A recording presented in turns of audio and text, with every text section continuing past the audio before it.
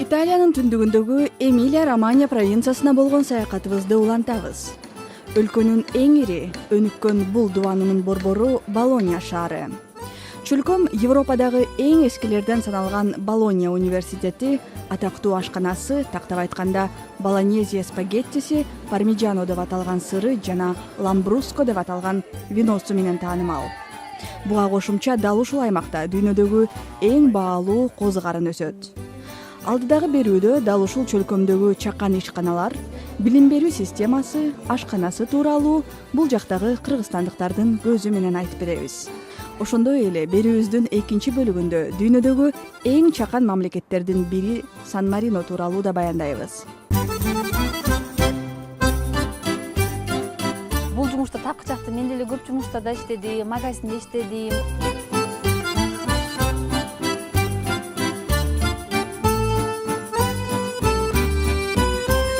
Менин ууларга болгон сыйым иши бейилдигим буларды абдан таң калтырат. Биздин бакча көп булуттуу. Алардын 4-өө гана италиялыктар.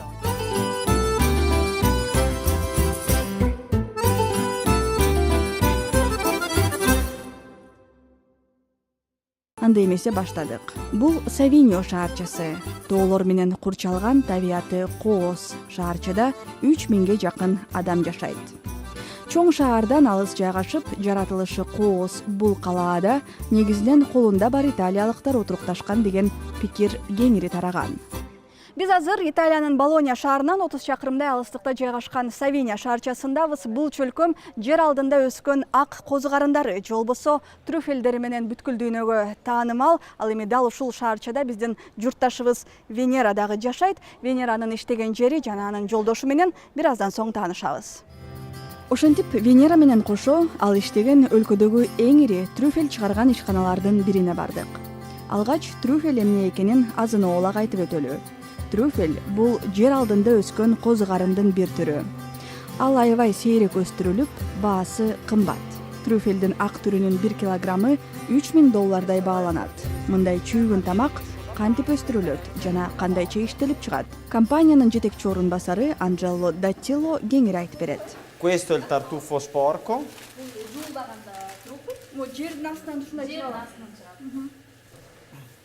Questo è il tartufo lavato.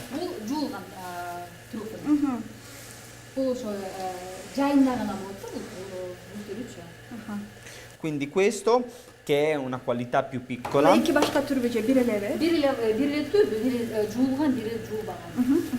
Questa che è una qualità più piccola viene lavata a mano, viene lavata a macchina e selezionata a mano e viene destinata per delle lavorazioni che dopo vedremo.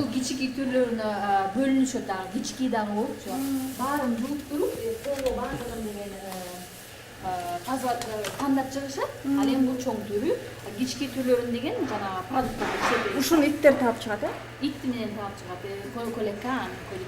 Con i cani. Айтылгандай эле бул кымбат баалуу козу карынды жер алдынан ит же чочконун жардамы менен издешет. Аны табуунун башка жолдору табыла элек азырынча. Мындай жол менен табылган козу карындын баалуулугу дагы жогорулайт. Ошентип трюфелди жууп, атайын стерилизациядан өткөргөндөн кийин бардык түрү бул бөлмөдө даярдалып, тизилип турат. Бул деген жана кички размерлери, трюфелдин кички размерлери көпкө чейин сактала албай турган үчүн банкада атайын Эмнеге колдонулат? тамактардын түрлөрүнө, эттин үстүнө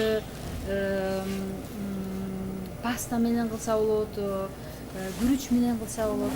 А бул ушундай кичинекей банканы жетиштүү болбойбу? Кымбат болгон үчүн атайын көбү мисалы азыр кышына деген таппайсыңар болот. Бул деликатес деп эсептелет. Деликатес. Анан бул деген азыр мисалы буну сактап коебуз дагы эмки жылы может кышында күзүндө деген таппайсың. Ушул түрүнөн гана тапсаң болот.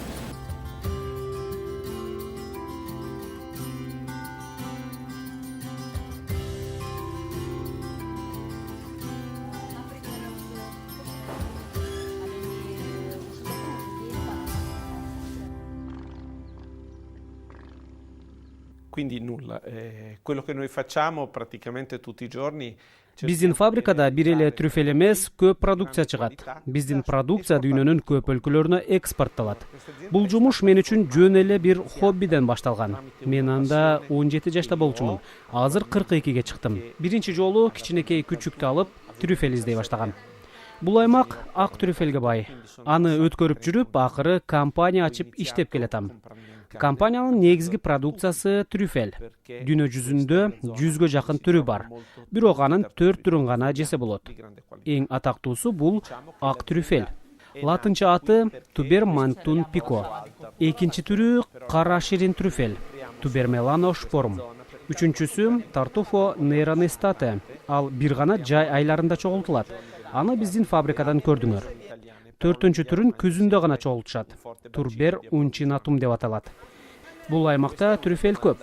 Бирок биз жасаган продукцияларга ал жетиштүү эмес. Ошондуктан Италиянын башка аймактарынан сатып алууга аргасызбыз. Көп эле өлкөлөр менен иштешебиз. Бирок 8 өлкө менен биздин туруктуу келишимибиз бар десек болот. Però vi faccio accompagnare dalla persona che segue la produzione, che è mio fratello. Эми Венера тууралуу. Бизди эртеден бери коштоп, котормочу да болуп жүргөн журтташыбыз Венера бул компанияда иштегенине 2 жыл болуптур. Кандай десем эми бул жумушта тапкы жакты мен деле көп жумуштарда иштедим, магазинде иштедим. Магазинде иштеп жүрүп аябай көп экспириенция алдым да. Тажрыйба алып, андан кийин тил боюнча. Анан канчалык тил билсең, дил билесиң деп коймок да. Вот бул компанияга тил билгеним үчүн оңой болуп калды да мен үчүн. Англис тили, биринчиден негизгиден англис тили, анан итальянча тили, жазып, окуш, жазып, сүйлөш боюнча. Анан уже орус тили, башка тилдер болсо жакшы. Анча-мынча герман, немис тилин. Ал эми бул чөлкөмгө да ал жөн жеринен келип калган эмес. Анткени Венера Савинянын келини, жолдошу Марчелло Монтанари экөө 2009-жылы кокусунан таанышып калышкан. È stato un caso. Мен Мерано деген шаарда отпускада жүргөн элем. Мотоцикл менен айланып жүрүп, Венера иштеген дүкөнгө кайрылып калдым. Ошол жерден тааныштык. Көптөр эс алууга барганда сувенир менен келет эмеспи? Мен Венера менен кайттым. Мен жубайымды бир көргөндө эле жактырып калгам. Жакындан таанышкандан кийин мен үчүн такыр башка дүйнө ачылды. Венера италиялык кыздарга караганда аябай олуттуу. Ошону менен бирге эч нерсени жашырбайт. Башында таң калышты. Алар үчүн деле менин башка улуттан аял алганым кызык болду. Андан кийин көнүп калышты. Азыр болсо аябай жакшы көрүшөт. Il mio mondo mi ha fatto conoscere tante cose che sarebbe stato impossibile senza. Жолдошумдун үй бүлөсүнө мен кичпейилдик. Кыргыздын кичпейилдүүлүгү булар үчүн өзүнчө эле башкача да. Вот мисалы кайненендер, кайнатамдарды бизде кыргыз элинде сиз деп айткан үчүн булар сиз десең булар үчүн өзүнчө эле башкача да. Вот эмне үчүн деп булар деген сен деп колдонушат да. Анан барып уже айтып баштагандан деп уже түшүнүп, кичпейилдүүлүгүң ушунчалык постоянно даяр болуп турганың үчүн булар үчүн өзүнчө эле башкача. И, конечно, Кыргызстан көп жерге белгилүү болбогон үчүн Кыргызстандан десең баары эле таң калат. Мен каяктан келгенсиң? И ошол өзүнчө эле жаңылык кыргыздар үчүн, италиялыктар үчүн. Кыргыз тамактарын жабайсызбы? Кыргыз тамактарын бат-баттан эле жасап турабыз.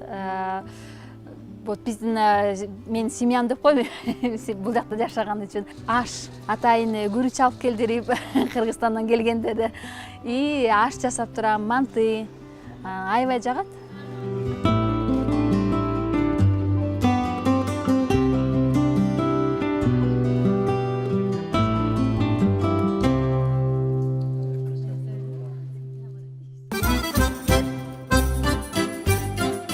Бул жумушта тапкы жакты мен деле көп жумуштарда иштедим, магазинде иштедим.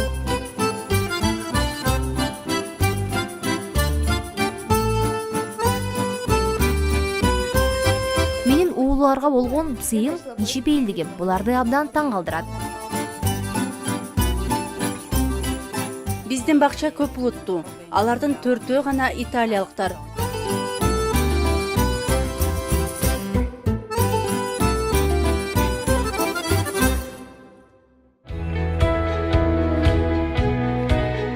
Албетте Болония шаары орто кылымдардан бери билимдин чордунуна айланган университет жайгашканы менен да атактуу. Европадагы эң алгачкы университеттердин бири болгон бул окуу жай 1088-жылы негизделген. Мына ошондон бери дүйнөнүн чар тарабынан келген жаштардын башын кошкон билим ордосуна айланган. Мына ушул атактуу университетте кыргызстандыктар да билим алып жатышат. Алардын бири Назгуль Болония университетинин экономика факультетинин 4-курсунун студенти. Поступать, конечно, если в первый раз, то это трудно, потому что самое главное это... Болония университетине өтүү жана окуу кыйын эле. Өзгөчө чет элдиктер үчүн. Анткени милдеттүү түрдө тил билишиң керек. Италия боюнча мамлекеттик 49 университет бар. Биздин университетте 25 миңдей студент билим алат. Билим акысы жылына 600 евродон 3000 еврога чейин турат. Бул бакалавриатурада, ал эми магистратура андан кымбатыраак. Болония бир кезде маданият борбору саналган. Биздин университет Европада диплом тапшырган алгачкы окуу жай. Бардык Рим укуктары сабагынан башталган. Кыргыздардан саналуу гана студент окуйбуз. По Erasmus очень много студентов, они разбросаны по Италии, но приезжают. Кыргызстандык Татина да Болония университетине окуу мүмкүнчүлүгүнө ээ болгон. Ал окуудан тышкары тил курстарынын биринде эмгектенет. Ал жергиликтүүлөргө англис тилин үйрөтөт. Бүгүн да Татина адаттагыдай сабагынан чыгып, жумушун көздөй шашып баратты. Я уже в Болонском университете учусь как 2 года. Когда сперва сдавала, конечно же, это было ужасно сложно. Албетте оор, өзгөчө башында. Анткени тиешелүү деңгээлде итальян тилин билбегендиктен аябай кыйналдым. Мындай режимге көнбөгөндүктөн оор болду. Бирок мен Европадамын да. Бул жерде чыйраак жүрүү талап кылынат. Башында мен да иштеп окуп жүргөн группалаштарымды көргөндө таң калгам. Бул нерсе мага да түрткү болду. Кандайдыр бир ийгиликке жетишиш үчүн тырышыш керектигин түшүндүм. Ошентип мен да алардан калышпай, иштеп, таң атпай туруп, окуп баарына жетише баштадым. Ошону менен катар жакшы тамактанам. Айтор, сергек жүрүүгө аракеттенем. Кандай десем, өтө кыйын окуйм деп да айта албайм. 1 жыл тил менен эле кыйналдым окшойт. Бул мага жат тил болгондуктан сабактан кийин башым ооруп чыкчу.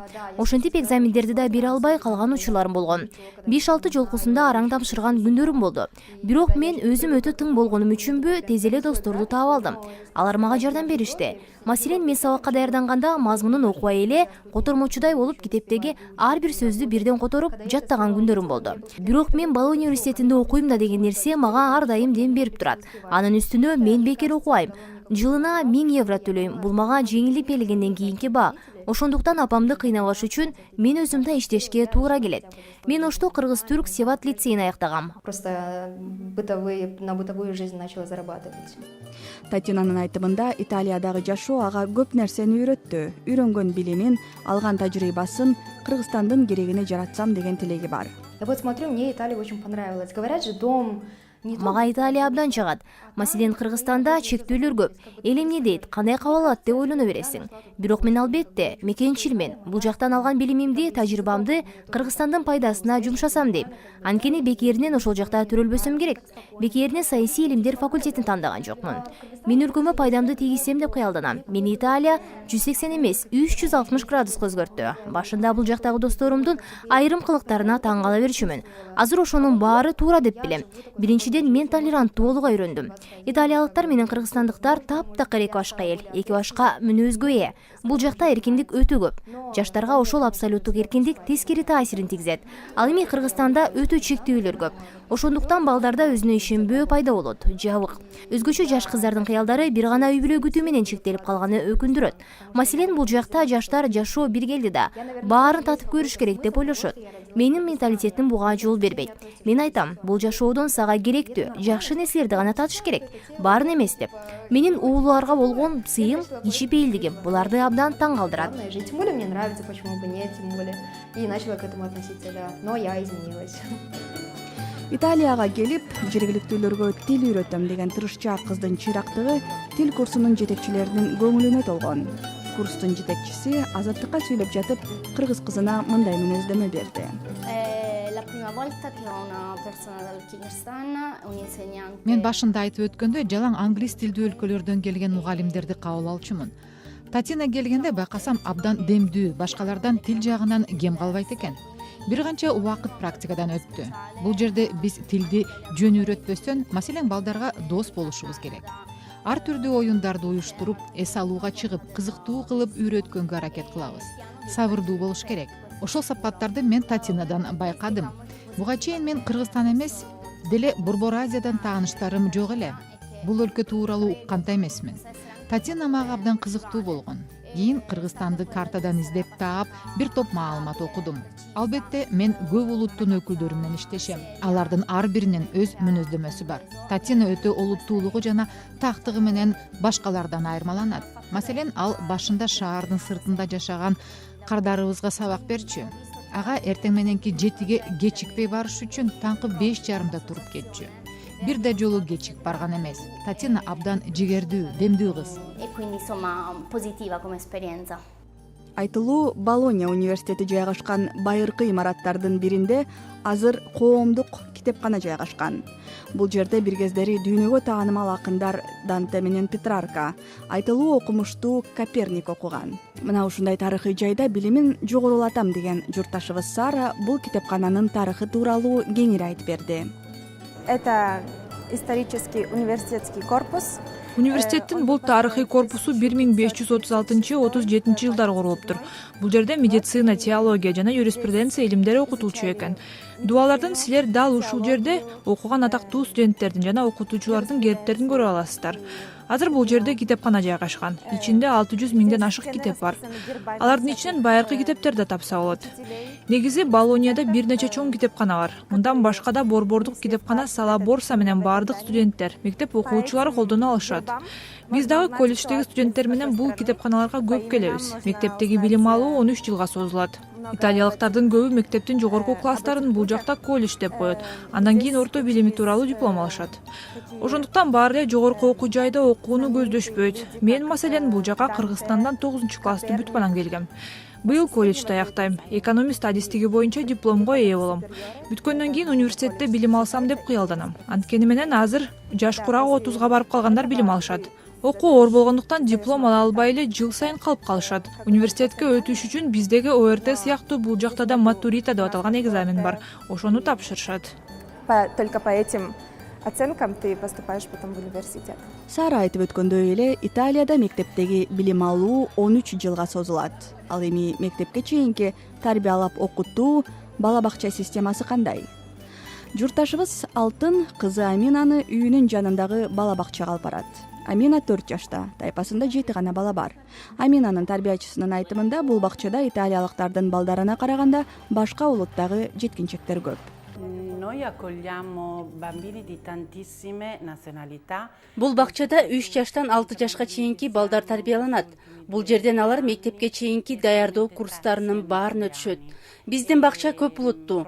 Маселен, бул жерде 74 бала тарбияланса, алардын 4-өө гана италиялыктар.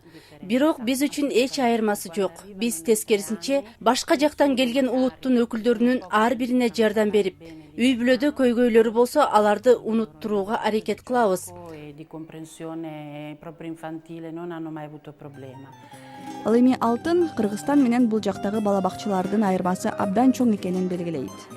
Билим берүү тармагы абдан жеңилдетилген.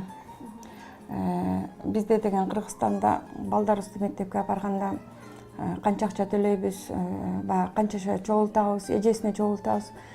Бул жакта ошондой немелердин эчтекеси жок. Бияктагы биринчи эле немең булардын коопсуздугу үчүн 10 евро төлөйсүң, мисалы.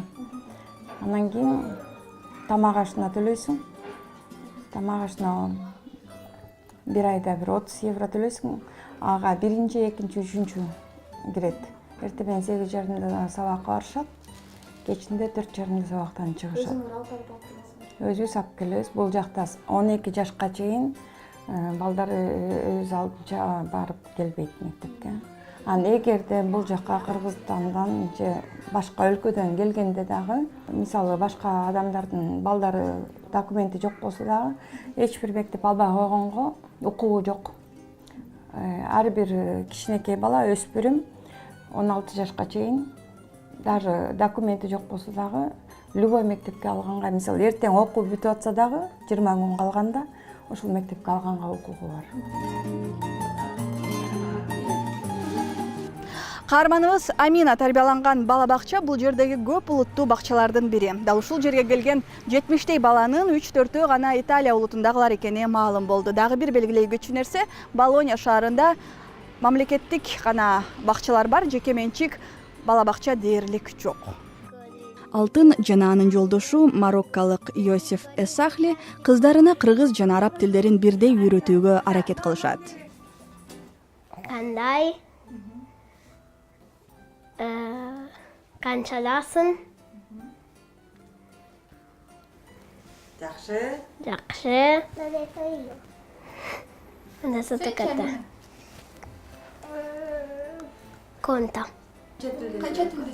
Quante lingue tu parli? 4. Сколько? 4. Какие? Араб, мароккино, киргиз, руссо, un po' di inglese. Атургай Алтын кыздарына атайын кыргыз кийимдерин тиктирип, кара жорго бийин да үйрөткөн.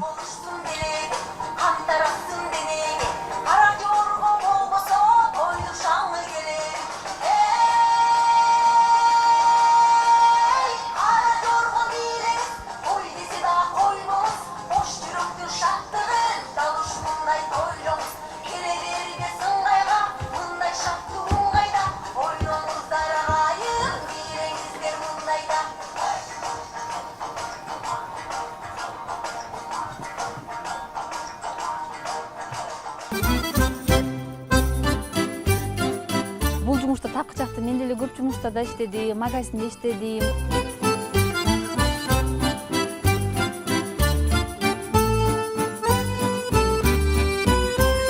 Менин ууларга болгон сыйым кичипейилдигим буларды абдан таң калтырат. Биздин бакча көп улуттуу. Алардын 4-өө гана италиялыктар.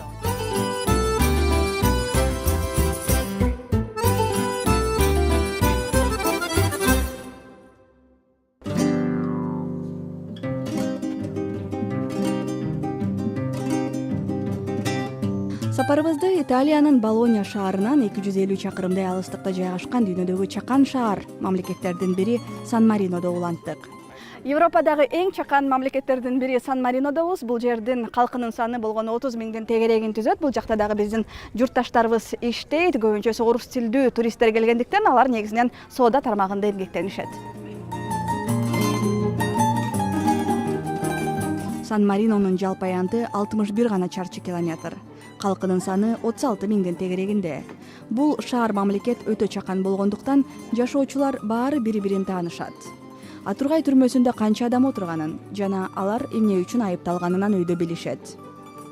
Маселен, азыр түрмөдө 5 адам бар экен. Алардын баардыгы уурулук үчүн кесилгендер. Бул кызыктуу өлкө тууралуу бизге кыргыздын күйөө баласы Рикардо Венторини буларды айтып берди. San Marino is the oldest republic in the world. We was born in 301 after Jesus Christ. Биздин эгемендигибизге 1700 жыл болду. Биз адам эркиндигин сыйлайбыз жана аны баарынан жогору коебуз. 60 кишиден турган парламентибиз 5 жылда бир жолу шайланып турат. Консилио Гранде Женераль деп аталган парламентибиздин мүчөлөрү 6 айда бир жолу өлкө жетекчисин шайлап турушат. Ал апрель жана октябрь айларынын 1-санында алмашып турат. Андан кийин кайра президент болгон келсе 3 жыл күтүшүң керек. Биз ошондой эле демократиянын өзгөчө моделин сунуштай алабыз деп айтсам да жарашат. Биз дайым балдардын, мүмкүнчүлүгү чектелгендердин жана башкалардын укуктарын колдоп келебиз. 9 министрибиз бар. Азыркы экономикабыз туризм, өндүрүш жана соода менен өнүгүп жатат. Келечекте бул жакта биотехнология жана медицина жаатын изилдөө борборунун ачылышы күтүлүүдө.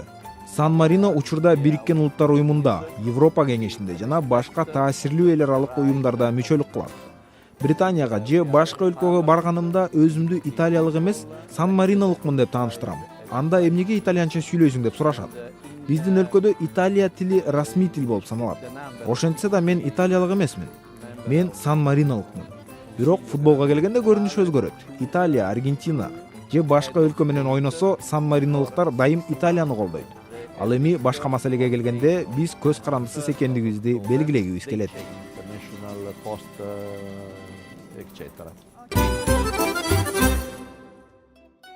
дал ушул салыштыра айтканда кыргызстандын эң чакан шаарларынын бири таластан да калкы аз өлкөдө 10 чакты кыргызстандык жашап эмгектенип келет. Алар менен жолугуп Сан Маринодогу жашоосу тууралуу баарлаштык. Алардын бири Бактыгүл дүкөндө соода кылат.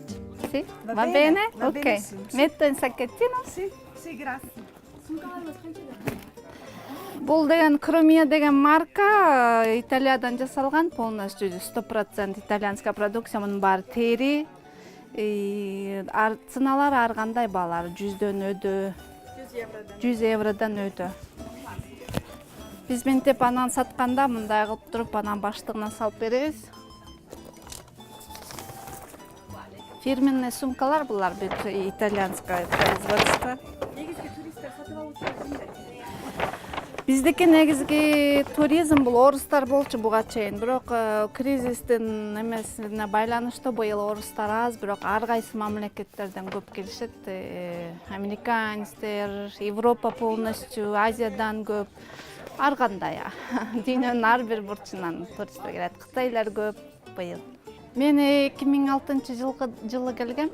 2006-жылдан бери ушу Сан Марино өлкөсүндө жашап иштеп келатам. Башынан эле ушу бул дүкөнгө орношуп калып, ошо ойдон эле иштеп жүрөм, буюрса баары жакшы. Биякта биз бир 10 чакты кыргыз бар. Биякта орус кыздар да бар, магазинде иштешет, именно Бишкектен. Бул як туристтик болгон үчүн дүкөндөрдө соода кылышат окшойт да? Ооба, биз ошо мен өзүм инфакты бүткөм. Караколдон анан ошол английский язык менен орношуп калгам. Болбосо келгенде итальянча билчү эмесмин, ошо англисче, орусча кылып сүйлөп ошон үчүн магазинде иштейм. Ал эми Махабат аттуу журтташыбыз болсо, Сан Маринодагы ресторандардын биринде администратор экен. Махабат бул өлкөгө келгенче Италиянын бир катар шаарларында ар кандай жумуштарда иштеген. Ал эми Сан Маринодо отурукташып калганына 8 жылдын жүзү болуптур. Жөнөкөй эле кара жумуштан баштадым. Жанагындай рекламный журналдар менен магазиндерге ташып, үйлөргө ташып, андан кийин бир кемпирди бактым. Ошентип жылдар өтүп, эмгектенип, кыйналып, ылдый болуп, өйдө көтөрүлүп атып, бир ресторанга иштеп баштадым. Ал жерде иштегениме 8 жыл болду, буюрса жакшы. Негизи эмгек менен боякта ушу көп нерсеге жетиштик да. Бизди таанышат көп кыргыздар, абдан жакшы эл деп сыйлашат. Биякта ошо жумуш берген адамдар. Тил билиш керек, самый главный тилди үйрөнүш керек. Анан алдыга ошо эреке максатыңды коюшуң керек. Мен иштейм, табам, чыдайм деп анан ошого жетиш керек да. Эрки күчтүү болуш керек деп ойлойм. Ошентип, Италия менен Сан Маринодагы чакан сапарыбыздын аягына чыктык. Бул жакта эмгектенип, окуп жаткан журтташтарыбыздын жашоосу менен тааныштык. Кубанычын, мекенге болгон сагынычын, кусалыгын уктук. Алардын баары алыстагы үй бүлөөсү, жакындарына жакшы келечек куруу үчүн тынбай аракет көрүп жатканын айтышат. Ал үчүн талыкпаган аракет менен ак эмгек гана керектигин белгилешет. Европанын чок ортосундагы кыргызстандык журтташтарыбыз мигрант десе эле, укугу тебеленген, ар кимден корунуп жашаган адам эмес. Тил үйрөнүп, жергиликтүү маданият, каада салтты үйрөнгөн, кадимки италиялыктар менен тең тайлашып, окатын тың жүргүзө алаарын далилдегиси келет. Аракетчил киши кайсыл жерде болбосун, өз жеринде же бөтөн жерде болобу, өз жолун таап, кызыктуу жашоо кура алат дешет биздин алыста жүргөн мекендештер. Анан албетте качандыр бир учурда Кыргызстанга кайтаарын белгилешет.